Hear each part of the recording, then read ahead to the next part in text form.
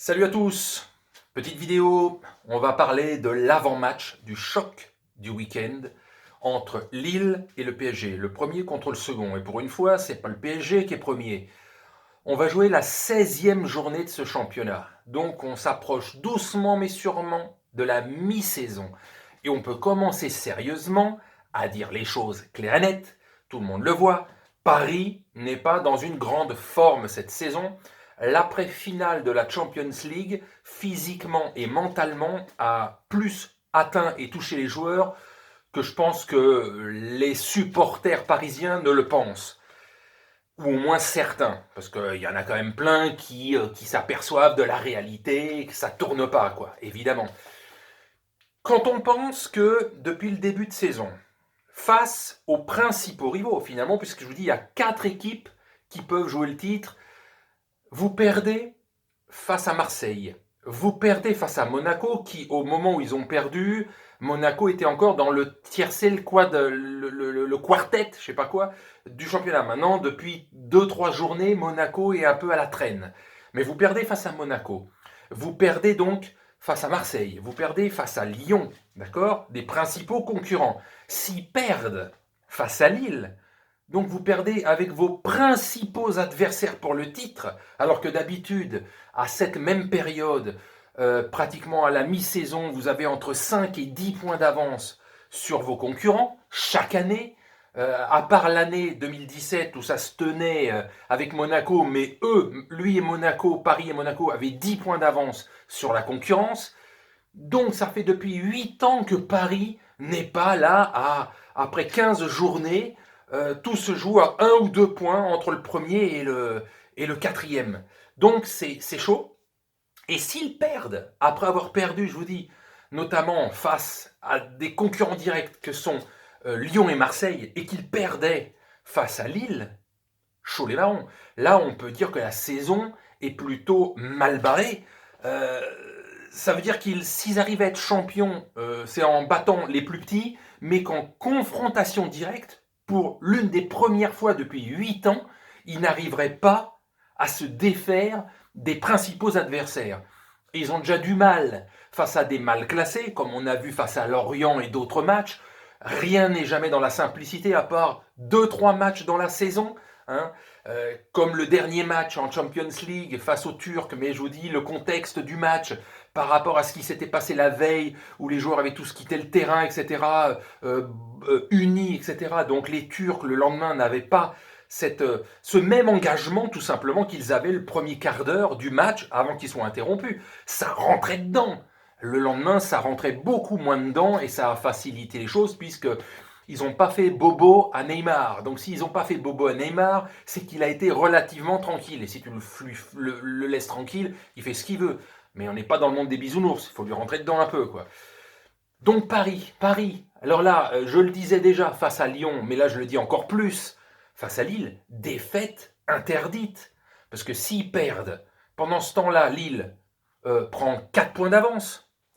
Lyon, s'il gagne, il prend un peu d'avance, etc., etc. Marseille recollera, puisqu'ils ont 3 points de retard, mais ils recolleront avec une défaite de Paris, si Marseille gagne. Enfin, le moindre faux pas peut être vraiment un danger par rapport aux adversaires.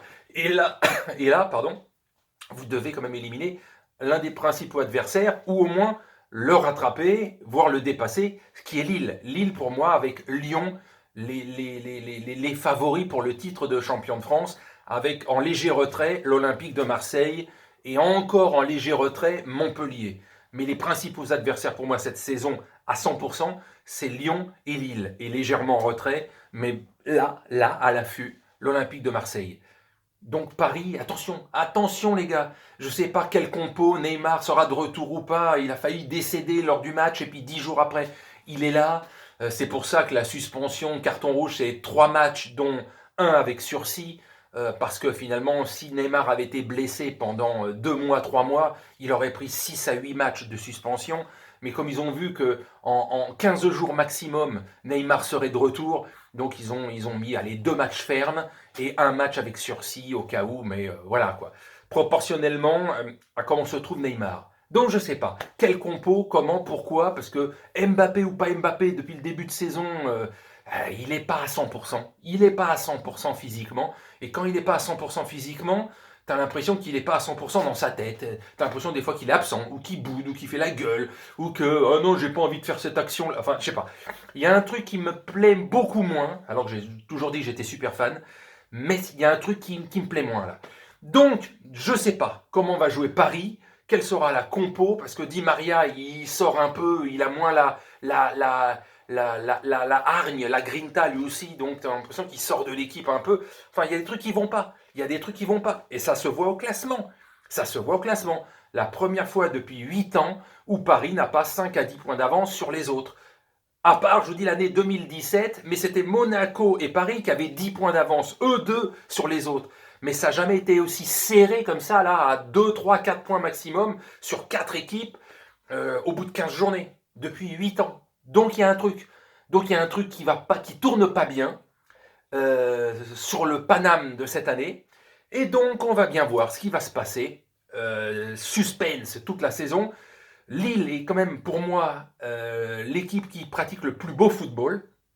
C'est pas toujours gagnant, sinon ils auraient eux-mêmes 5 à 10 points d'avance. Mais c'est quand même le plus agréable, c'est l'équipe quasiment la plus agréable à voir. Footballistiquement parlant, c'est la plus sympa à voir jouer, Lille. Maintenant, on va voir ce que ça va se passer avec la présidence. Gérard Lopez qui, courant janvier, va probablement se barrer. L'autre qui arrive. Enfin, de trucs de vieux schnappons là, qui se passent là. Mais bon, voilà, il va se passer ce qui va se passer. Après, que ça coûte pas le côté sportif à Lille, la saison prochaine, celle d'après, qu'il fasse une putain de saison, qu'il soit peut-être même champion de France cette année, pour, dans 2 ans, être relégable comme Monaco, quoi. Vous voyez, que Monaco, champion de France, l'année d'après, ils étaient encore sur le podium, et puis après, depuis 2-3 saisons, ils sont à la ramasse. Il faudrait pas que Lille finisse comme ça, quoi. Alors que c'est dans le même concept. On prend des jeunes, on les fait grandir, et 2-3 saisons après, on les revend plus cher, quand on tient 2-3 saisons, donc on va bien voir. Moi, je mettrais un petit match nul 2 partout, comme pronostic, 2 partout, parce que Paris va avoir du mal. Lille va peut-être pas être aussi flamboyant, je sais pas, mais je vois un petit 2 partout. Ce qui veut dire que pour Paris, cette saison va être, pour moi, de toute façon, elle est déjà compliquée, et elle va être encore plus compliquée. Je sais pas. Il ne faut pas sortir de Saint-Cyr pour voir que Paris n'est pas au top depuis le début de saison, et loin de là. Bon allez, sur ce, je vous salue et puis rendez-vous demain pour les débriefs d'une nouvelle journée de championnat et peut-être un petit coup d'œil sur les championnats étrangers, voir ce que Liverpool, le Barça, le Real, la Juve, le Milan AC font un petit peu partout en Europe. Sur ce, je vous salue et à demain. Salut!